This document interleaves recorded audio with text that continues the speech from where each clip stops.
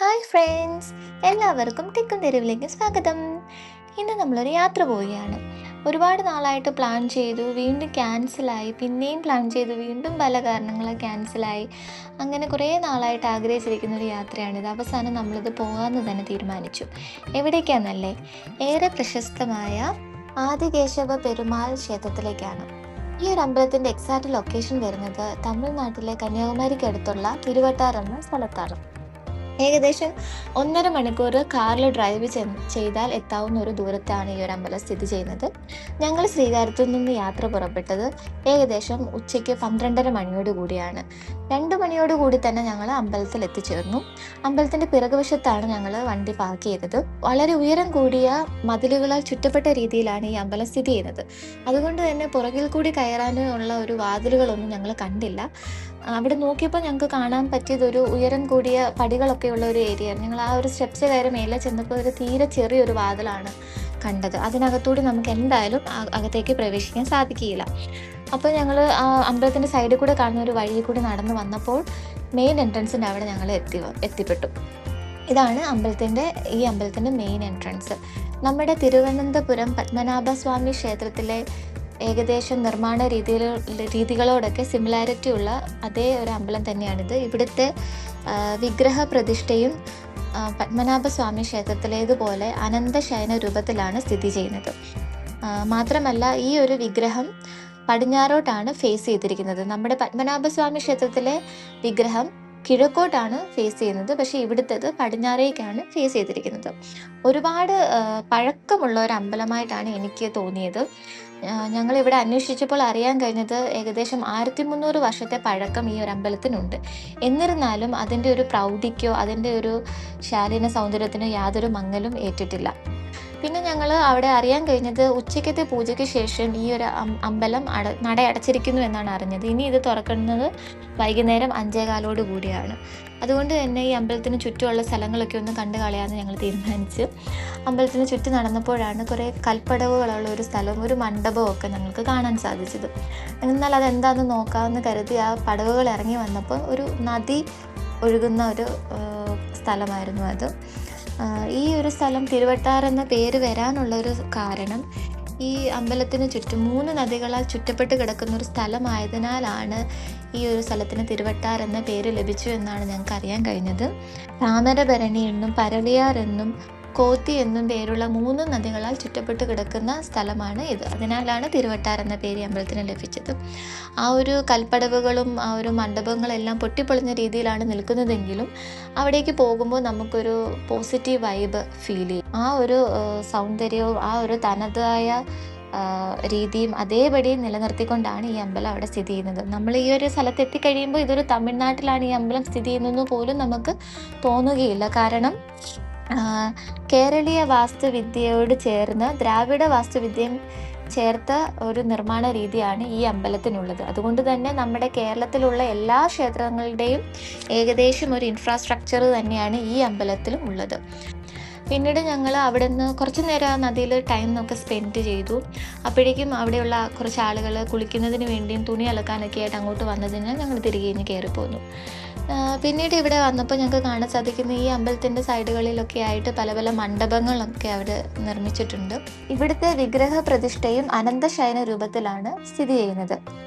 ഈ ഒരു വിഗ്രഹം പടിഞ്ഞാറോട്ടാണ് ഫേസ് ചെയ്തിരിക്കുന്നത്. നമ്മുടെ പത്മനാഭസ്വാമി ക്ഷേത്രത്തിലെ വിഗ്രഹം കിഴക്കോട്ടാണ് ഫേസ് ചെയ്യുന്നതെങ്കിൽ ഇത് പടിഞ്ഞാറിലോട്ടാണ് ഫേസ് ചെയ്തിരിക്കുന്നത്. മാത്രമല്ല, ഇത് അമ്പലത്തിനകത്ത് കയറുമ്പോൾ നമുക്ക് ധാരാളം ചുമർചിത്രങ്ങളൊക്കെ കാണാൻ സാധിക്കും. ഈ ഒരു ചുമർചിത്രങ്ങളൊക്കെ വളരെയധികം പ്രശംസ അർഹിക്കുന്നവയാണ്.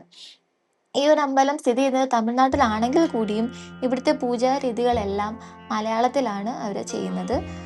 നമ്മുടെ പത്മനാഭസ്വാമി ക്ഷേത്രത്തിലെ പൂജാരീതികളോടും ആചാര അനുഷ്ഠാനങ്ങളോടെല്ലാം ഓൾമോസ്റ്റ് സിമിലർ തന്നെയാണ് ഇവിടുത്തെ പൂജകളും ആചാരാനുഷ്ഠാനങ്ങളെല്ലാം.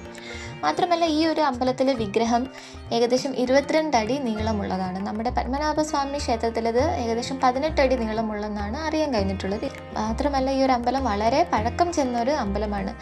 ഈ ഒരു അമ്പലത്തിൻ്റെ നിർമ്മാണത്തിനെക്കുറിച്ചോ ഇതിൻ്റെ ഐതിഹ്യങ്ങളെക്കുറിച്ചോ വ്യക്തമായിട്ടുള്ള വിവരങ്ങളൊന്നും ഇല്ലെങ്കിൽ കൂടിയും ഏകദേശം 7-ാം നൂറ്റാണ്ടിനും 8-ാം നൂറ്റാണ്ടിനും ഇടയിലുള്ള കാലഘട്ടത്തിലാണ് ഈ ഒരു അമ്പലം പണിതത് എന്നാണ് മാത്രമല്ല ഈ ഒരു അമ്പലത്തിന് ദക്ഷിണ വൈകുണ്ഠമെന്നും ആദിധാമ സ്ഥലമെന്നും ചേരനാട്ടിലെ ശ്രീരംഗമെന്നും പരശുരാമ സ്ഥലമെന്നും വിവിധ പേരുകളാൽ ഈ ഒരു അമ്പലം അറിയപ്പെടുന്നുണ്ട്. പിന്നീട് ഞങ്ങൾ അമ്പലത്തിനകത്തേക്ക് പ്രവേശിച്ചു. അകത്ത് കയറിയപ്പോൾ എനിക്ക് നമ്മുടെ പത്മനാഭസ്വാമി ക്ഷേത്രത്തിലെ എക്സാക്റ്റ് രീതി തന്നെയാണ്, ആ ഒരു രീതി തന്നെയാണ് ഈ ഒരു അമ്പലത്തിൻ്റെ നിർമ്മാണവും എന്നെനിക്ക് മനസ്സിലായി.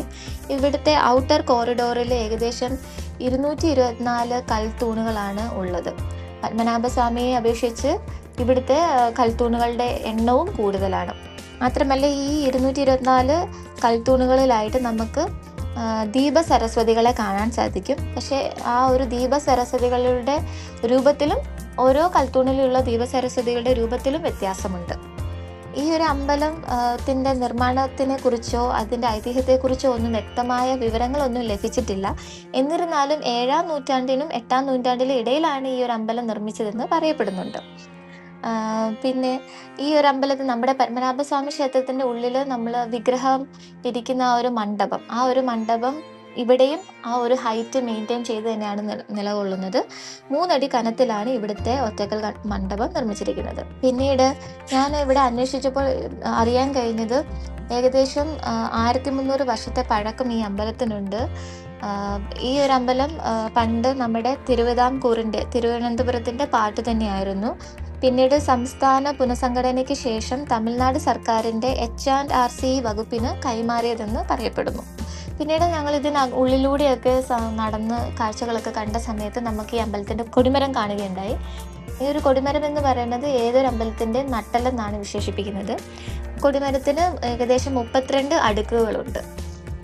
മാത്രമല്ല ഈ ഒരു കൊടിമരത്തിന് ചുറ്റുമായി 4 കൽപ്രതിമകൾ നമുക്ക് കാണാൻ സാധിക്കും. അത് ദ്വാരപാലകർ എന്നാണ് അറിഞ്ഞത്. ജയൻ, വിജയൻ, ഷണ്ടൻ, പ്രചണ്ഡൻ എന്ന 4 ദ്വാരപാലകരുടെ രൂപമാണ് കാണുന്നത്. എന്നിരുന്നാലും ഈ ഒരു അമ്പലത്തിൽ വന്നു കഴിയുമ്പോൾ നമുക്ക് വളരെ ഒരു പോസിറ്റീവ് വൈബാണ് ഫീൽ ചെയ്യുന്നത്. എനിക്കിത് ഒരുപാട് ഇഷ്ടമായി. ഈ ഒരു അമ്പലത്തിൽ വന്നപ്പം എന്തെന്നില്ലാത്തൊരു സന്തോഷവും സമാധാനവും ഒക്കെ നമുക്ക് ഫീൽ ചെയ്യുന്നുണ്ട്. ഇവിടുത്തെ കൽത്തൂണുകളും ഇവിടുത്തെ കൊത്തുപണികളും തടി കൊണ്ടുള്ള ശില്പങ്ങളും കല്ലിൽ നിർമ്മിച്ച ശില്പങ്ങളും ഒക്കെ വളരെയധികം പ്രശംസ അർഹിച്ചവയാണ്.